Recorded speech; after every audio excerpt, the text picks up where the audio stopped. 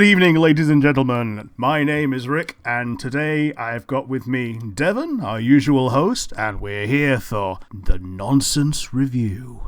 Extra credit! I love how you've coined that name already. We have to call it that now. We've got no options. Yeah, my nefarious plan to rename the extra credit episodes as extra credit, proceeding as planned nefariously. See, I was just gonna literally bang bonus in the title. So blessing in disguise, I suppose. Absolutely. So today we're talking about Pokemon, but before we get to that, it's time for our nonsense, asinine hypotheticals. Now, the question is, usually, I throw a question at you, but I'm also usually hosting and introducing, so I think it's only fair that you fling the first question today. Oh, piss. I normally use the time in which I'm answering my question to come up with the question. Okay then, I'll go first, I suppose. Fuck my turning everything on its head idea. Well, we're reviewing a Pokemon game today, very specifically Sword and Shield. I should ask a question more related to that, but nah, fuck it, we're just going to do a generic Pokemon one. Favourite Pokemon gym leader? Favourite gym leader is probably Roxy. She's a rocker, and she's got a theme tune, and I think she's the first Pokemon gym leader to actually sing. Is that the poison one with white hair? Yeah, so she's the poison one with the white hair from the Gen 5 sequels. So she's on that little island that you start out on, and I think she's the second leader in that zone. The first leader is your old rival, and yeah, Roxy's number 2 before you go back to the standard zone. I see. The reason I ask is because I suspected they were from. I assume that's Black and White Gen 5. Yeah, absolutely. That's the generation I skipped, so my only knowledge of this gym leader is from less than wholesome sources. Well, that's fine. But yeah, have you managed to think of a question? Well, since we're sticking on the Pokemon theme, I'm going to say, what's your favourite middle evolution? Oh boy, that's... Oh no, I had nothing prepared for this. Jeez, I don't know really. There's not many middle evolutions that are that interesting, because usually it's always the first or the last that are, favourites. Oh, piss. I'm afraid I'm actually drawing a blank, because I can't think of many Pokemon that have 3 evolutions, bar the starters nowadays. I guess I'll cop out and say Magneton. Sure, I'll accept that. I remember how much Magneton carried me through generations 2 and 3. I enjoy the Magnemite line. It wasn't very good in Gen 1 when it was just electric, but as soon as it became steel, it just became fantastic. Also, that default levitate skill, making you immune to ground, was pretty sweet. It doesn't have that, but it has a move that gives it levitate. Are you sure? I pretty much am, because it's got Magnet Pull and Sturdy. I don't know what fucking Pokemon I'm thinking of then. You're probably thinking of Electros. No, I'll tell you what, I'm thinking of Magnemite. It's just in the show it flew, so my brain's like, it must have levitate. Oh, it definitely flies. Like, there's even a mod for a certain game where there's a Schrodinger's Magnemite. You sit on the Magnemite, and the Schrodinger's part is the screw up or down? But yeah, the Magnemite in question is a flying mount you can sit on, fly around the world on your Magnemite buddy. Fair enough. I can give an answer to this to my own question, though. 2 answers, actually. No, you pick one. You can't have 2 favourites. 2 favourites is like saying you have no favourite. Yeah. Okay, then, Grovyle. You went for a starter, you bastard. I mean, yeah. If it can't be a starter, then Hattrem, because it's really cute. I'm not imposing any additional rules. It's your fucking question. It's just I was struggling because I'm like literally the only 3 stage Pokemon I could think of were starters, and that's boring. And who's gonna pick Nidorino as their favourite? Yeah, no, fuck that. Either Nidoking or Nidoqueen. You don't want the 3 of those. Even the little baby Nidorans are really cute. Punt them. That's mean, I'm sorry. Those things will fuck you up in real life. Yeah, they would, because they're little bunnies, but they've got like poison barbs on them, and they will take your leg off. Yeah, not like platypuses that can only be found in weird fucking locations, therefore who cares? Has there been a platypus Pokemon, other than Psyduck? I can't think of one off the top of my head. Yeah, I don't think so. So it's one of those weird things where the platypus itself is so weird that trying to mix 2 things together or 3 things together feels like the kind of thing that Pokemon do anyway, so doing it for a platypus kind of redundant. Yeah. I'm sure if this podcast for some reason blows up, there's going to be some smarmy fuck in the comments who's like, actually, you're forgetting about this obscure one from Gen 5.5. Yeah, that's my nerd voice. That's what you sound like. Plus, we're already getting disliked by the one person for whom Nidorino is their favourite. Well, they're a fucking weirdo as well. Okay, enough insulting potential fans or viewers / listeners. Rick, do you want to guide your podcast? Okay, so we're talking this time about Generation 8 of Pokemon. The Sword and the Shield and the islands thereof as DLC. And I thought we'd open up with prior gen experience. So I came into the series when it was brand new. So between Pokemon getting released in Japan and getting released at home, there was the cartoon, because it wasn't anime back then, it was just cartoons, and that was there to hype us up for when the games finally came out. And I've been with the series ever since. I've not skipped a generation. I have skipped games and then come back to them. I've played every single mainline Pokemon series and remake, apart from the Let's Go Pikachu and Eevee, because, you know, it's Gen 1 for a third time with Let's Go, with Pokemon Go ball throwing. How about you? When did you come into the series? Well, it's weird, isn't it? Because you're quite a bit older than me. Yep. And yet, despite this, we more or less started at the same time, because Pokemon was really early thing in my childhood. I mean, shit, it's 25 years old this year, right? I believe so, yeah. I'm 28. Okay. I was 3 when this came out, and yet I still remember my first game being Red and Blue. Sure. It was one of those easy things where, I don't think I've said this on the podcast, but I'm a twin. Mm-hmm.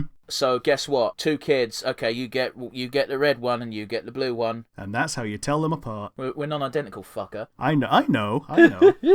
But as soon as you mention it in an audio format without a picture, people are just going to assume that you're identical twins. Oh, yeah, no. They're a lot rarer than you'd think. Anyway, let's not get sidetracked, shall we? Sure. Yeah, so I'm a bit different to you. I've skipped quite a lot of Pokemon. Like, it's been one of those things that's kind of been a constant, not a necessity. It's like, even when I wasn't playing Pokemon or actively gave a shit about Pokemon, which was for like a large chunk of my life, mostly teenage years, of just like, I don't give a fuck about Pokemon. It's the same shit over and over again. And that's still true. But now it's nostalgia goggles and like, oh, simpler times. I think you hit the nail on the head there. It is very definitely a nostalgia thing that you can just pop a cartridge in and transport yourself back to when you were 6. We'll no doubt discuss this again further down the line. One of the reasons why Game Freak gets such a fucking pass for doing so little every time they release a new Pokemon game is because the people buying it isn't a new younger audience. It's the people who bought it 25 years ago and like, I want to feel like a kid again. Now, they might not actively think that when they buy it, but as soon as they see Pokemon, they get happy chills because they're like, oh yeah, Pokemon, yeah. Yeah, they get the good old Pokemon dolphins. Yeah, I skipped Black and White, which is weird because they had a bunch of interesting concepts for spin-off games during that generation. Yeah, they did.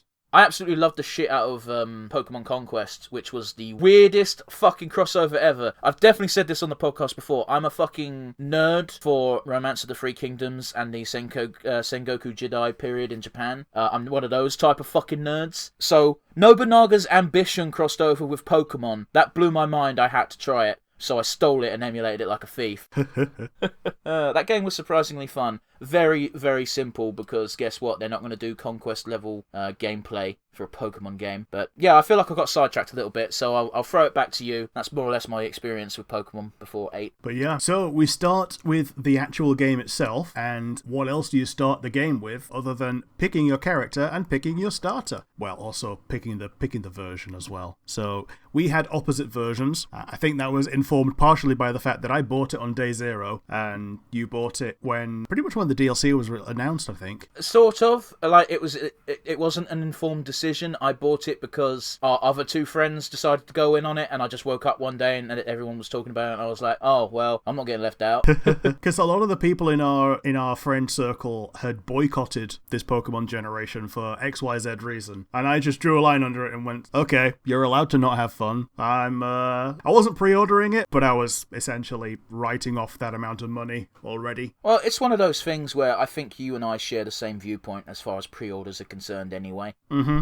Like, don't do it. That's how video game companies fuck you nowadays. Yeah, wait until day 2, because that's when you find out whether there's game-breaking bugs that are insurmountable and chilly destroy the universe. Yeah, looking at you, Cyberpunk. I feel bad for taking pot shots at Cyberpunk, because I have absolutely nothing against the actual people who worked on that game. It's quite clearly marketing that fucked them. Yeah, it's marketing and the publishers, and yeah, just the fact that they had to time crunch to finally churn out something to please the shareholders.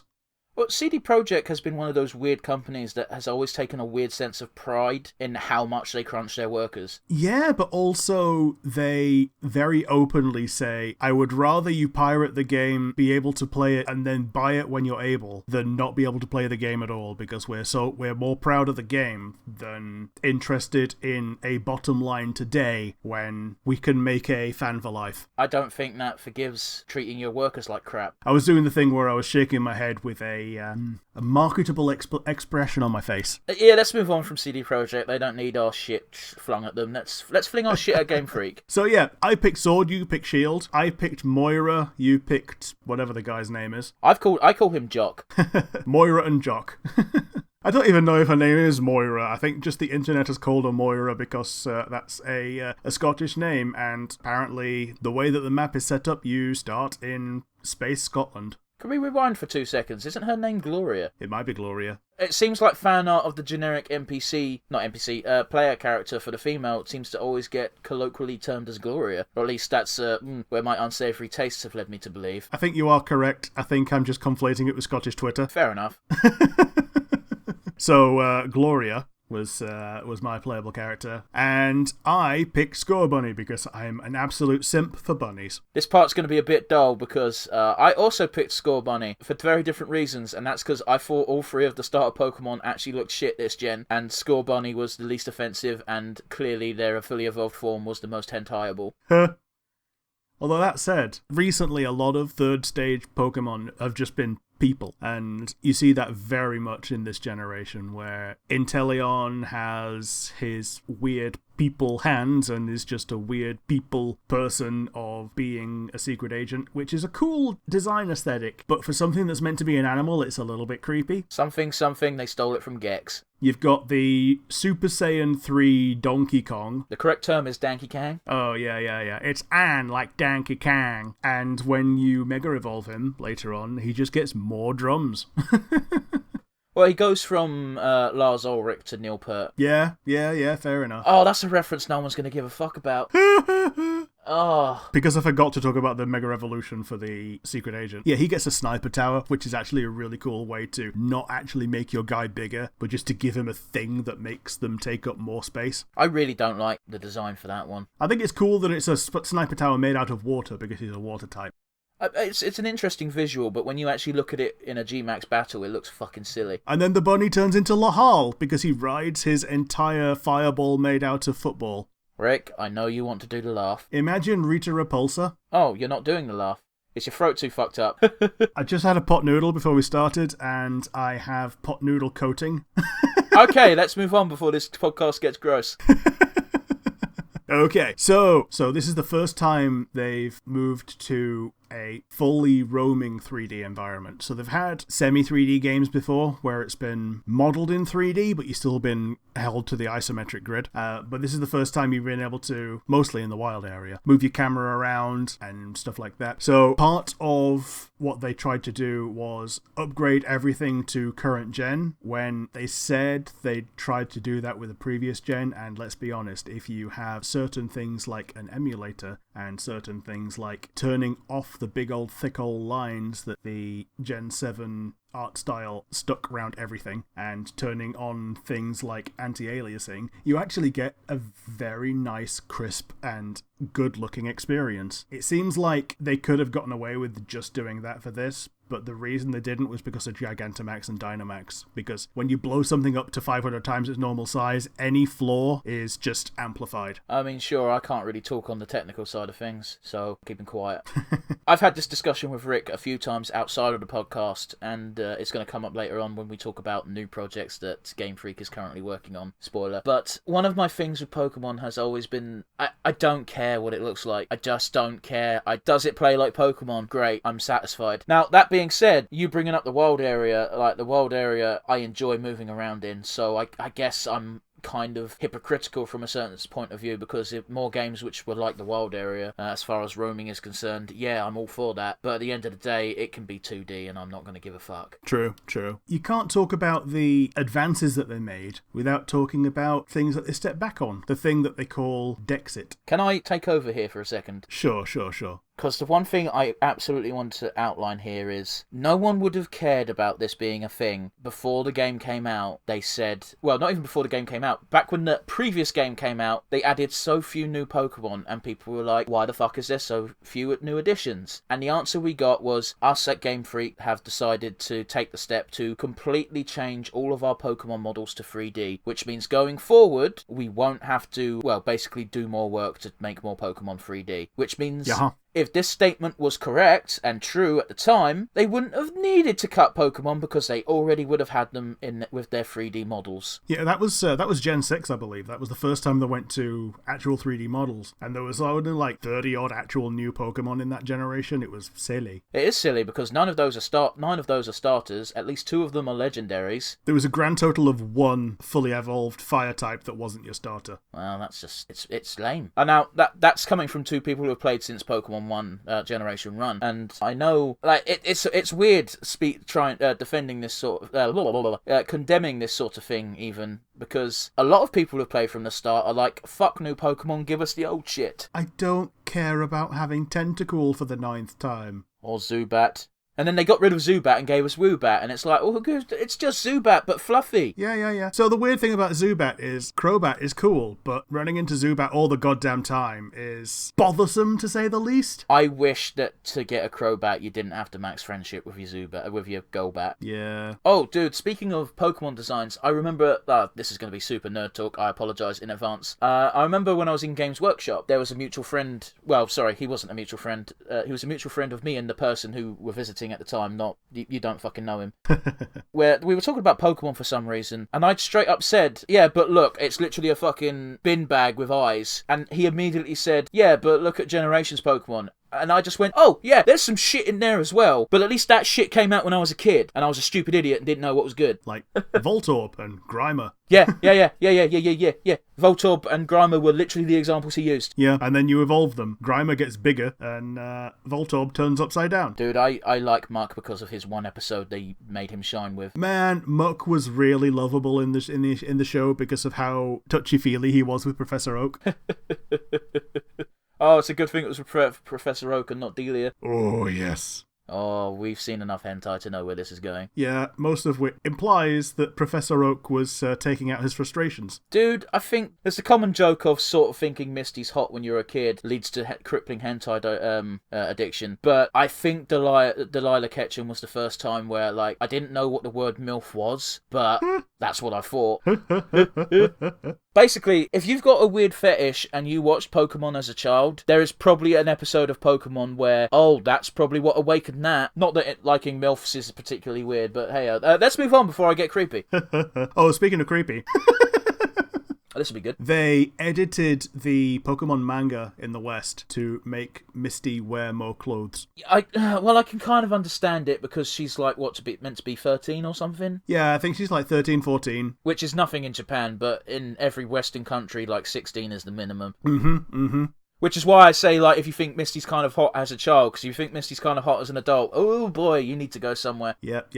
It's the time to call the party van at that point. Boy, I'm pretty sure that reference is outdated. Oh, it definitely is. This is from the days when memes were things that you posted in a text post and not as a picture template. By the way, when I say that, guys, I specifically mean the anime back in the day. I'm not talking about the ones where, like, it's... Like, there was that weird fucking cartoon which didn't follow Ash at all. It followed someone else, and it wasn't the new recent one with Red, where Misty was like 18 and she wore a coat. Am I making sense, or am I talking bollocks? I'm looking off to one side and trying to remember it because I don't. Oh, well, don't worry, I'm probably chatting mad shit, don't worry about it. But yeah, let's move on from creepy shit. So, we were starting with Dexit. You went off on your tirade about if they told the truth and actually updated everything to 3D, then they wouldn't have needed to do this, and yet they did it anyway, because they saved a lot of things with DLC, and even with DLC, not everything is back. Can't think of any to start, like, off the top of my head, because I'm not that well prepared, but I know before the DLC you couldn't have Nidoking. That's a fan favourite. Like, even in Gen 6, Nidoking actually got a buff because of how outdated it was compared to Generation 5 things, which were very highly tuned for being good at the thing that they did, which was normally being fast and strong and killing things quick. I do remember I've never battled competitively because I think it's stupid. But I do know the meta for a long time was, fuck everything, your Pokemon needs to be fast. You need to be the fastest, and if you're not the fastest, then you need some way to protect yourself, because otherwise you are going to get bodied. Dude, can we talk about Wonder Trade for half a minute? Oh, yeah, sure. Okay, shinies are a thing that exists, and they're nice to get. I breed things that are exclusive to the version I'm in, and I put them on Wonder Trade and send them off because I'm like, oh, cool, some child who doesn't have this version of the game gets a free thing. And then, like, at one point, I got in 2 times in a row from the same fucking message board. I think they were called Machamps or something. 2 level 100 shinies with perfect IVs and EVs and 700 medals on them. And the first time I got it, I was like, oh, that's neat. Cool. And then I got another one straight away, and I went, this is now, I get it. Like, if you're a child, you'll probably flip your shit. But I don't want it. And it feels so weird and so wrong to put up something that strong and powerful and cool looking back on Wonder Trade. I don't want to keep this thing just to have it sat in a box because I got given it. I've also got a Wonder Trade thing. It was a level 100 shiny Cofagrigus named Uncle Ben. Okay. It's a bit dark.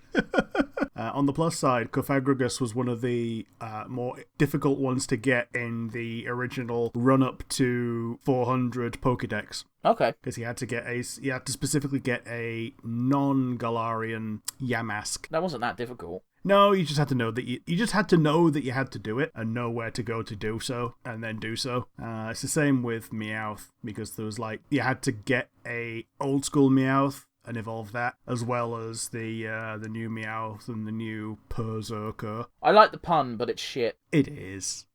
It looks like a middle evolution, which is exactly the kind of thing that this generation is doing. One of the ones I really like from this generation is Gene Simmons. Zigzagoon was something that nobody really cared too much about. People used them in Gen 3 for pickup, and just when Gen 3 was new, you could use pickup and you get a bunch of Ultra Balls and rare candies and... Well, that was also the days of HM slaves still being a thing, so...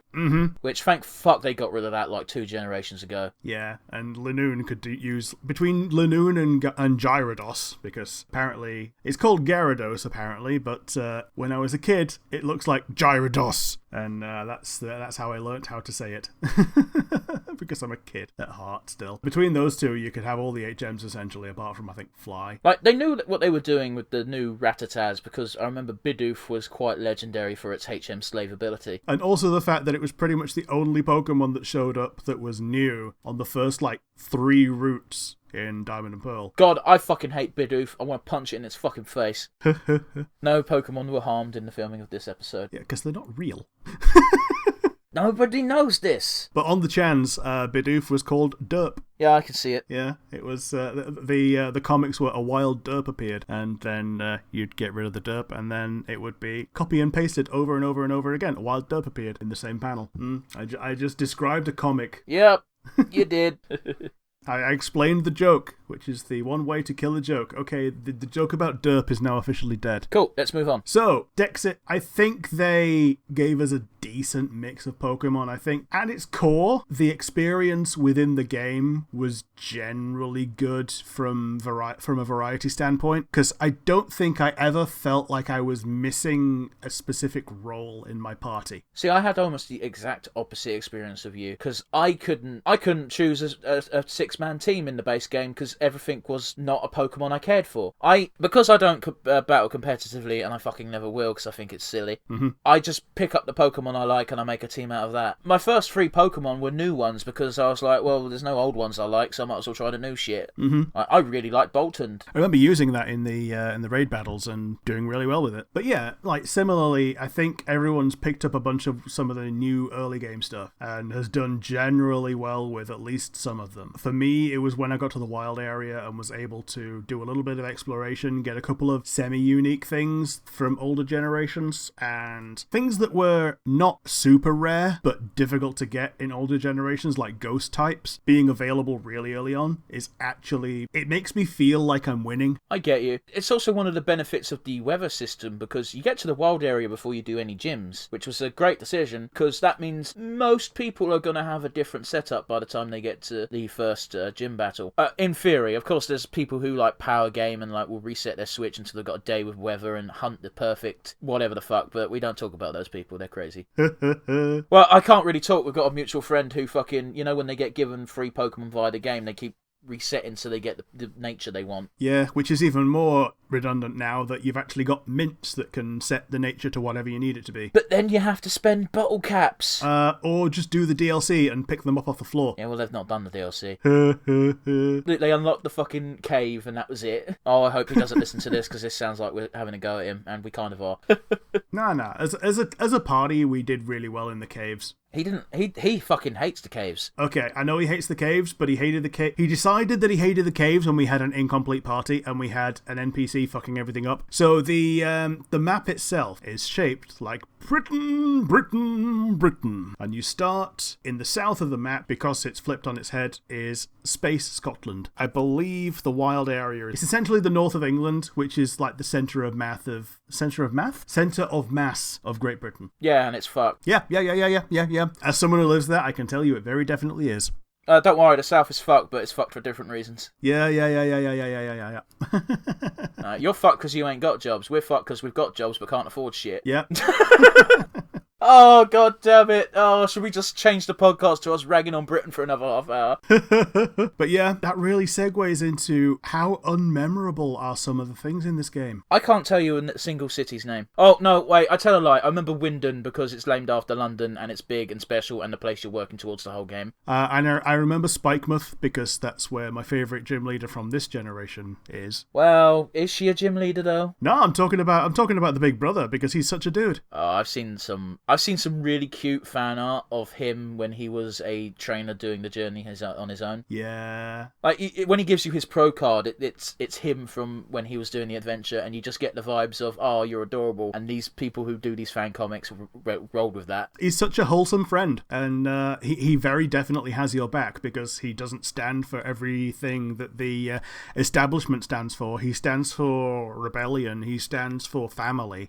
You know what? I think you've just named something memorable from the game. What, Piers? Yeah. I mean, okay. So I was talking about areas more than people, but yeah. Well, I can't think of areas that stand out. Windon is the obvious one because you're working towards it and they won't shut the fuck up about it. But when you get there, it's overall rather underwhelming. Like, it's got the fucking battle tower and that's it. There's like 6 buildings that you can go in, which is less than a normal town in Generation 1. Yeah, but like in Generation 1, a lot of the fucking places you go into were random people's houses and there was nothing in them. Yeah, there was just a Pokemon that said a Pokemon noise, and the person says, this is my Pidgey. Pidgeys are Pidgeys. And then you've also got the ones where like they straight up just say, what the fuck are you doing in my house? Get out or I'll shoot you. I like the one in Gen 3 when someone says, where did you come from? And your options are yes and no. I think that might have been a translation error. No, because they respond to you saying yes or no. Because if you say no, then you say, you came from nowhere? Are you a ghost? And if you say yes, they say, yes, town? Is that a place? So it might have been a translation idiosyncrasy, but I'm pretty sure they knew what they were doing when they put it in. Like, I think they had to give it a yes or no answer, and they had to fill this many text boxes of conversation. Yeah, that's fair. So Piers was memorable. I remember Hammerlock because he had to go back there like 7 times. You see, I don't remember the name, but it's like when you say you have to go back there several times, I'm like, okay, yeah, I kind of vaguely know where you're talking about. Yeah, because you have to come there from the south, then you have to go west, then you have to go back, then you have to go east, then you have to go back, then you have to go north, then you have to go back. Yeah, fuck off.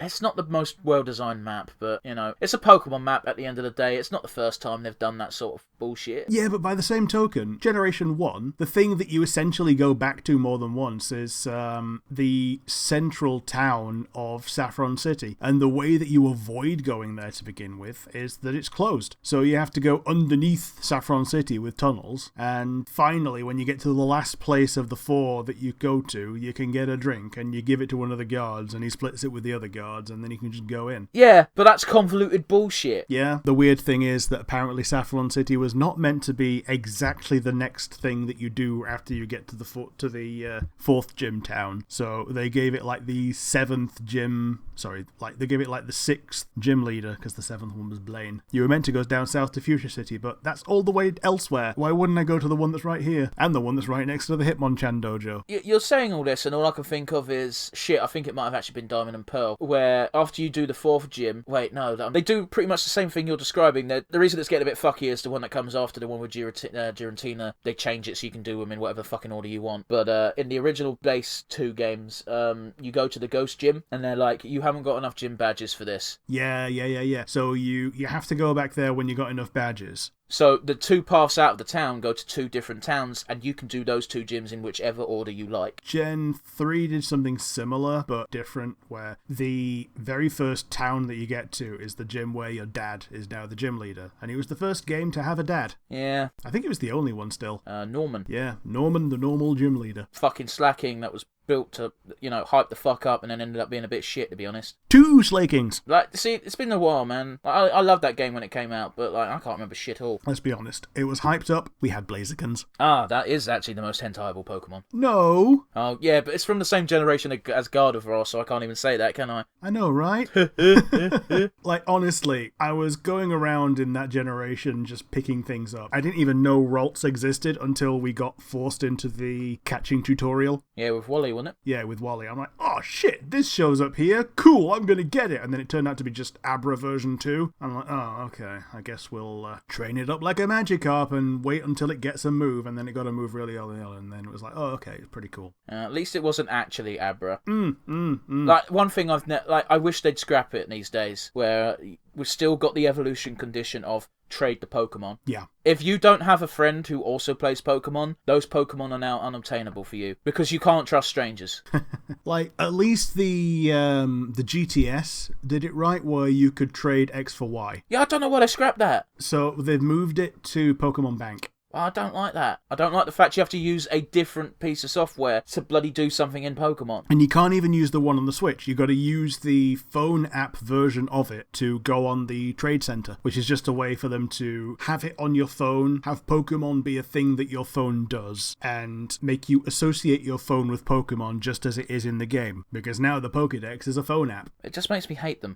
I have Pokemon apps on my fucking phone. I play Pokemon Masters, for fuck's sake. No one fucking plays. It's shit. I played it when it came out, and with the standard gacha game freebie deluge that you get when you start a game, I got nothing. Olivia came out, and she had her Lycanroc, and I'm like, I like both of these things. I tried to get her, and I didn't. Okay, cool. I'm just not going to open this app for a while, and then... You deleted it. No, I completely reset my phone, and I'm like, look at all these apps that I used to have that I haven't played in like 4 months. Let's just not re-download them. Like, the only reason I got hit with the bug again is because I was bored one day and I was flicking through my phone and I went, oh, this was shit when it came out. Maybe they've improved it. And because I was technically a returner, I got a bunch of free goodies to roll on, and then I rolled on them and I got Cynthia, and I'm like, cool, I got Big Titty MILF. I'm playing this game for a bit. Has she got Garchomp or Lucario? It's weird. She's got like a Year of the Dragon dress on, so she's got alternate art for her character sprite, and she's got that fighting dragon type from the new gen. Oh, Komo-O. Yeah. Or Jangmo-O. Yeah, whichever one's the fully evolved version, I don't know. I know it's not Hakamo-O, because that's the baby one. Listen, I'm not paying attention to the Pokemon in that. The weirdest thing about Cynthia, she's modelled after an Umbreon, and she doesn't have an Umbreon. Yeah, because she's the champion and Umbreon's crap. Yeah. You can't have a champion of a region have an evolution on their team. I once made a friend rage quit because of Umbreon. If you want to tell the story, you can, but I'm not going to encourage you. I had something like Screech, Confuse Ray, Wish, and Iron Tail. Oh no, not Iron Tail, it was Pursuit. And the idea was, you confuse someone, you annoy them, you Screech, so when they punch themselves harder. And then when they say, fuck this, that's when you use Pursuit and you do double damage, even more because they've been Screeched. And then you got Wish because it's got more PP than Moonlight. And I think I killed about 4 of their Pokemon before they just rage quit. Yeah, we need the biggest PP. Oh, that was a Guru comment right there. So, the wild area. Thing is, it was automatically disappointing because of how hyped up it was. Except I ignored pretty much every promotion for Pokemon ever because I knew I wasn't going to get it, which meant it was actually pretty surprising and refreshing for me. So we're coming to the end of the base game talk. With the last comment of how easy was it to complete the Pokédex? Yes and no. Yeah, so there were speed bumps, but there were just speed bumps. This is the first time I've completed a Pokédex because it was easy. Other than Gen 1, because, it was possible. I didn't do Gen 1 because even though me and my brother had different versions of the game, we didn't have a link cord.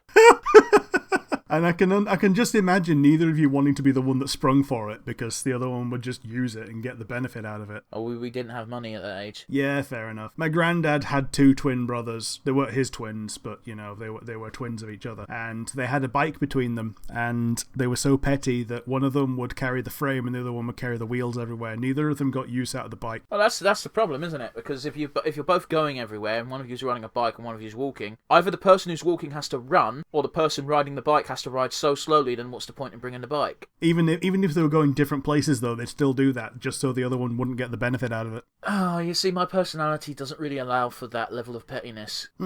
Like, my level of... Like, if I know someone, I can't be asked to be petty to them. It's like, I work retail. I'm a very petty person when I'm working my job because people are cunts. Yeah, but by the same token, I think you pretty much operate by a very similar maxim to me of A, does it really matter? B, does it really matter? And C, does it really matter? Yeah, but the problem is we're in a pandemic, so yes, it does matter, or at least, you know, up until recent events, it mattered quite a bit on a personal level.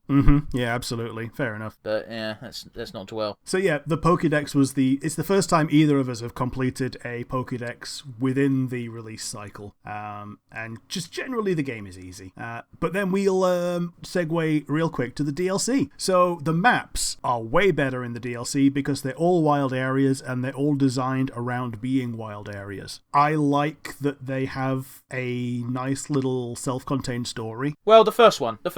I like the new characters that they add, at least, as well. Like, the second one doesn't have as many new characters in it. I think it's just got 2. But, oh well. And the first DLC has a character dependent on your version. Yeah, it does. You got the poison chick and I got the psychic dude, who is very bangable. The poison chick is really cool. She's such a little toxic little bitch.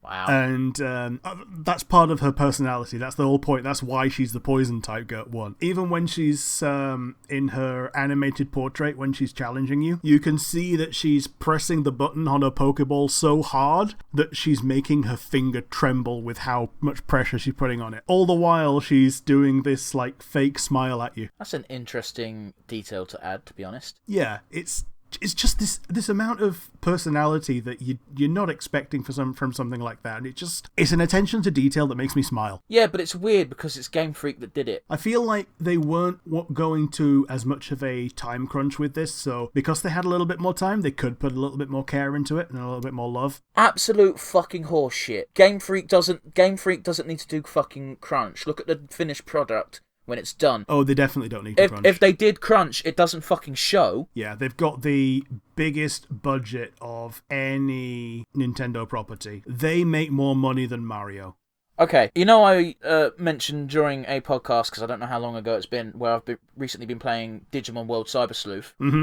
Fucking, that game came out before Sword and Shield and had 1/10 of the budget and blows that game out the fucking water. Because it's a real game. Because they give a fuck. It has a story, it has good graphics, it belongs on the console that it was released on. Graphics are meh, but it's a Digimon game, who gives a fuck? But you know what I mean, it belongs on the console it was made on. It's a PS4 game and it belongs on the PS4. Yeah, but they also, again, they're doing that weird thing with Digimon where they've got the 2 versions of the game nowadays. They've got the RPG one and they've got the rearing farm type, well, it's not farm, but Tamagotchi-esque version. Yeah, you got your Digimon World 1 and your Digimon World 3.